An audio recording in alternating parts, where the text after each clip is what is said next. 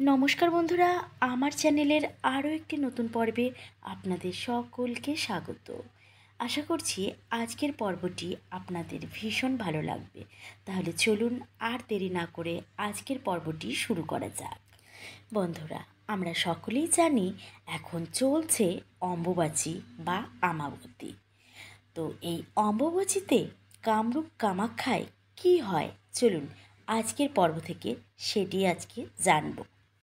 বন্ধুরা, ভারতবর্ষের আসামের গুয়াহাটিতে যে নীলাচল পাহাড় রয়েছে, সেখানেই 10 মহাবিদ্যার অন্যতম আদিশক্তি কামরূপ কামাখ্যার পীঠস্থান হিসেবে গণ্য করা হয়।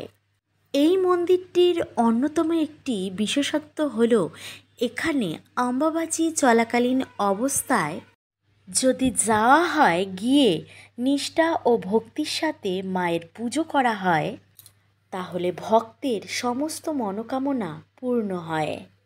জানেন তো বন্ধুরা, এমনও দেখা গেছে যে কঠিন থেকে কঠিনতর রোগেরও নিরাময় হয়। অগণিত মানুষ এবং লক্ষ লক্ষ ভক্তরা এই অম্বুবাচী চলাকালীন অবস্থায় দূর দূরান্ত থেকে এসে মন্দিরে সমাগম করেন। এই সময় প্রচুর অঘরী এবং তান্ত্রিকরা এখানে আসতে শুরু করে দেয় এবং তন্ত্রশক্তিতে সিদ্ধ হওয়ার জন্য সারা রাত ধরে তারা মাতা কামাখ্যার আরাধনা করতে লাগেন।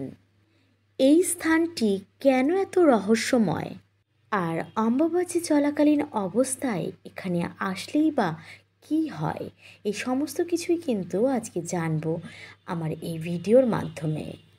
আশা করছি এই ভিডিওটি আপনাদেরকে সমৃদ্ধ করবে, কারণ চলছে এখন অম্বুবাচী। বন্ধুরা, হিন্দু ধর্মের একটি অন্যতম গুরুত্বপূর্ণ উৎসব হলো এই অম্বুবাচী। বিভিন্ন আঞ্চলিক ভাষায় এর কিন্তু বিভিন্ন নাম।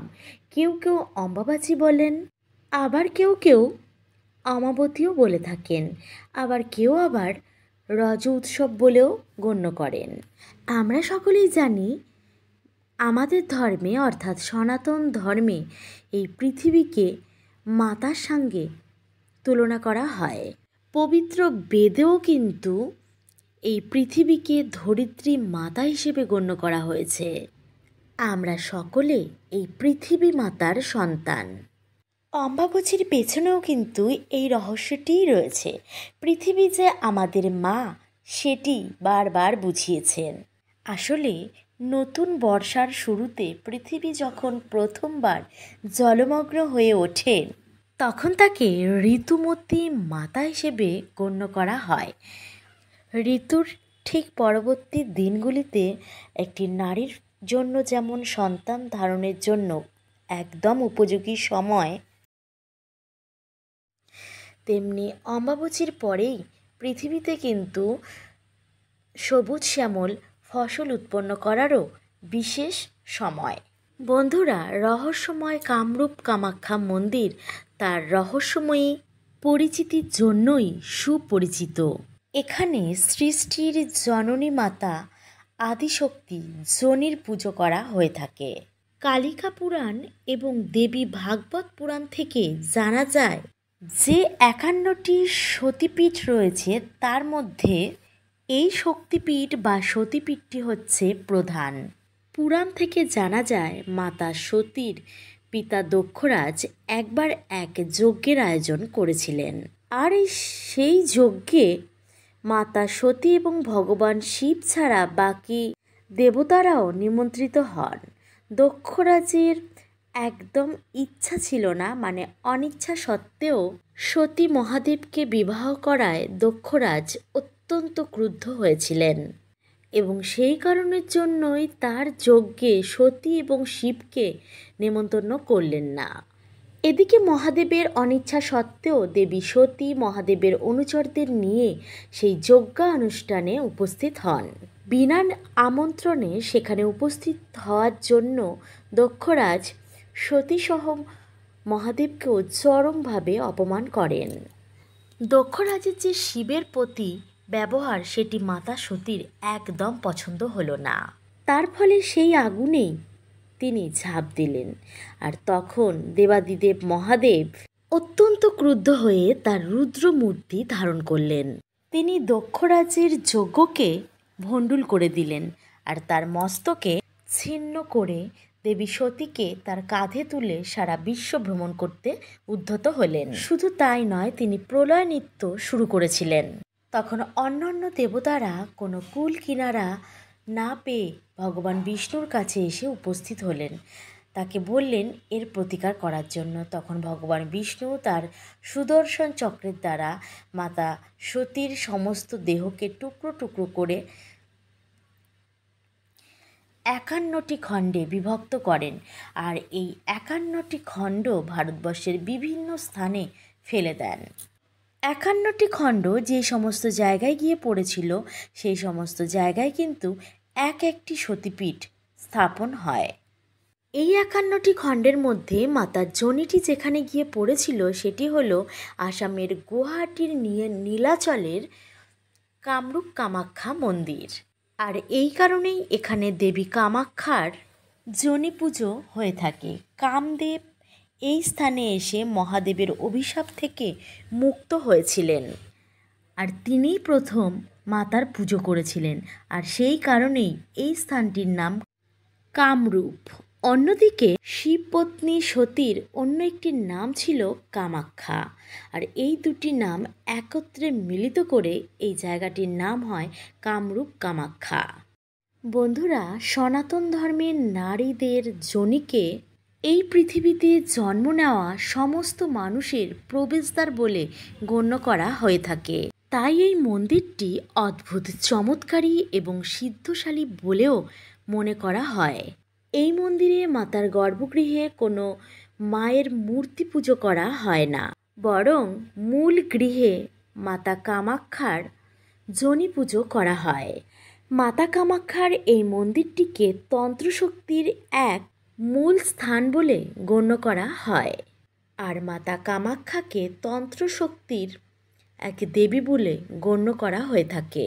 মন্দিরের মূল গৃহে মাতার কোনো মূর্তি না থাকলেও মন্দিরের বাইরে মাতার ভিন্ন ভিন্ন 10টি বিদ্যার রূপ দেখতে পাওয়া যায়। এই 10টি মহাবিদ্যার যে শক্তিগুলো আছে সেগুলো হলো ধূমাবতী, মাতঙ্গী, বগলা, তারা, ভৈরবী, কমলা, তারা, ছিন্নমস্তা, ভুবনেশ্বরী, কালী এবং ত্রিপুরা সুন্দরী। বন্ধুরা, এই 10টি মহাবিদ্যা এখানে উপস্থিত আছেন বা এখানে অধিষ্ঠান করে আছেন বলে এই স্থানটি তন্ত্রবিদ্যার মহাপীঠ বলেও গণ্য করা হয়ে থাকে। এবং এখানে অদ্ভুত শক্তি এবং কালো জাদু দ্বারা প্রবাহিত অসুস্থ মানুষকেও সুস্থ করে দেওয়া হয়। বলা হয় কঠিন থেকে কঠিনতর রোগও এখানে এসে সেইগুলো সমস্ত কিছু বিলীন হয়ে যায়। তাই পৃথিবীর বিভিন্ন প্রান্ত থেকে অম্বাবচী চলাকালীন অবস্থায় বিভিন্ন মানুষ এখানে আসেন তাদের মনকে শান্ত করার জন্য। আরেকটি কথা মনে রাখবেন বন্ধুরা, অম্বাবচী চলাকালীন অবস্থায় কিন্তু মাতা কামাখ্যা জাগ্রত রূপে থাকেন। আর এই সময় অর্থাৎ অম্বাবচী চলাকালীন অবস্থায় মায়ের যে মন্দিরের দরজাটি সেটি কিন্তু বন্ধ করা থাকে। এটা কিন্তু একটি নিয়ম, আর এই নিয়মটি কঠোরভাবে প্রতিপালন করা হয়। এমনকি মন্দিরের যে পুরোহিত তিনিও কিন্তু এই নিয়মটি মেনে চলেন, মানে এই 3 দিন মন্দিরের দরজা খুলে তিনিও ভেতরে ঢোকেন না। একমাত্র বন্ধুরা অম্বাবচী নিবৃত্তির পর ভক্তরা মাকে দর্শন করতে পারবেন। অম্বাবচীর 4র্থ দিনে মন্দিরের দ্বার উন্মুক্ত করা হয় সকল দর্শনার্থীদের জন্য। আর মহা ধুমধাম করে আড়ম্বর করে মায়ের পুজো করা হয়। অম্বাবচী চলাকালীন অবস্থায় মায়ের গর্ভগৃহ বন্ধ থাকলেও গৃহের যে বাইরের প্রাঙ্গণ সেখানে বড় করে মেলা বসে। মানে মাকে কিন্তু কেউ একা ফেলে দিয়ে চলে যায় না। মায়ের কাছাকাছি না যেতে পারলেও মায়ের থেকে অনেকটা দূরে কিন্তু তার ছেলেমেয়েরা থাকেন মাকে ঘিরে। আর মূলত অম্বাবচী চলাকালীন অবস্থায় মায়ের মূল গর্ভগৃহটি এই কারণেই বন্ধ হয়ে থাকে। কারণটি আমরা সকলেই জানি, অম্বাবচীর এই 3 দিন দেবী রজস্বলা হয়ে থাকেন। আর এই 3 দিন আদ্যাশক্তি মহামায়া ঋতুমতী হয়ে থাকার কারণে রজস তথা লাল রঙের প্রবাহ মন্দির থেকে নির্গত হতে থাকে। সব থেকে আশ্চর্যের ব্যাপার কি জানেন? মন্দিরের পাশেই ব্রহ্মপুত্র নদ রয়েছে, সেটি পুরো লাল রং হয়ে থাকে তার জল। বন্ধুরা, আবারও একটি কথা বলবো, এই মন্দিরটি কিন্তু আর 5টি সাধারণ মন্দিরের মতো নয়। জানেন তো বন্ধুরা, এই মন্দিরটি কিন্তু আর 5টি সাধারণ মন্দিরের মতো নয়। মন্দির কখনো সাধারণ হয় না, তার মধ্যে দেবী অথবা দেবতার মূর্তি পুজো হয়েই থাকে, তাই জন্য সাধারণ মন্দির কোনোটিই নয়, কিন্তু এটি সব মন্দিরের থেকে আলাদা। এই মন্দিরের আরও একটি উল্লেখযোগ্য যে জিনিসটি হলো সেটি হচ্ছে মন্দিরের মূল গর্ভগৃহে যে মাতার যোনিটি থাকে সেটি ফুল দিয়ে ঢাকা থাকে, আর সেটি একটি অন্ধকার গৃহে অবস্থিত। মায়ের যোনিটি ফুল দিয়ে সবসময় ঢাকা থাকে। ঢাকা থাকলেও এখান থেকে কিন্তু অন্য অন্য সময়, আর মানে আমাবস্যা বাদে যে সময়গুলো দিয়ে অতিবাহিত হয়, তখন আপন থেকেই জল নির্গত হয়। কিন্তু এই জলের উৎস কোথায়, কোথা থেকে এই জলটি আসছে, সে প্রশ্নের উত্তর কিন্তু কেউ আজও পর্যন্ত দিতে পারেনি। অমাবাসী চলাকালীন অবস্থায় মাতার যে মূল গর্ভগৃহটি সেটি একটি সাদা কাপড় দিয়ে ঢাকা দেওয়া থাকে। অমাবাসী শেষ হয়ে যাওয়ার পর উক্ত সাদা কাপড়টি লালে পরিণত হয়ে যায়। এই কাপড়টিকে মাতার প্রতীক রূপে ভক্তদের কাছে আশীর্বাদ হিসেবে কিন্তু ছোট ছোট টুকরো করে বিতরণ করে দেওয়া হয়। বন্ধুরা, একটি কথা কথিত আছে যে এই অমাবস্যা চলাকালীন অবস্থায় একবার এক পুরোহিত গর্ভগৃহে ঢুকেছিলেন, আর পুরোহিতটি নিয়ম ভঙ্গ করে ভিতরে ঢোকার ফলে তার 2টি চোখ সাথে সাথে অন্ধ হয়ে যায়। আর এই জন্য কিন্তু এই সময় অর্থাৎ অমাবাসী চলাকালীন অবস্থায় মন্দির প্রাঙ্গণে সবাই থাকতে পারেন, কিন্তু মন্দিরের ভেতরে কেউ প্রবেশ করতে পারেন না। অমাবাসীর 4র্থ দিনে মাতাকে সবাই খুশি করার জন্য বিভিন্নভাবে মাতার পুজোর আয়োজন করে থাকেন। ভক্তের নিষ্ঠায় মাতা যদি সন্তুষ্ট হন তাহলে সেই ভক্তের সমস্ত আশা পূরণ করে দেন মাতা। যে সমস্ত ভক্তদের আশা পূরণ হয় তারা মন্দিরের বাইরের চত্বরে একটি করে ঘণ্টা বেঁধে দিয়ে যান। দেবী কামরূপ কামাখ্যার পুজোটি অদ্ভুত হলেও এর চমৎকার বারবার পাওয়া গেছে। এই বিষয়টিকে আমাদের স্বীকার করতেই হয় যে এই পৃথিবীতে জন্ম নেওয়া সমস্ত মানুষের প্রবেশদ্বার হল মাতার গর্ভগৃহ। জীবন সৃষ্টি হয় সেইখানেই। আচ্ছা বন্ধুরা, আজকের পর্বটি আপনাদের কেমন লাগলো? চলছে অমাবাসী, শুনে নেবেন। যদি ভালো লাগে তাহলে অবশ্যই কমেন্ট করে জানাবেন। তাহলে আজকের মতো এই পর্যন্তই, আবার দেখা হচ্ছে অন্য একটি নতুন পর্বের সাথে। ততক্ষণ ভালো থাকবেন, সুস্থ থাকবেন। নমস্কার।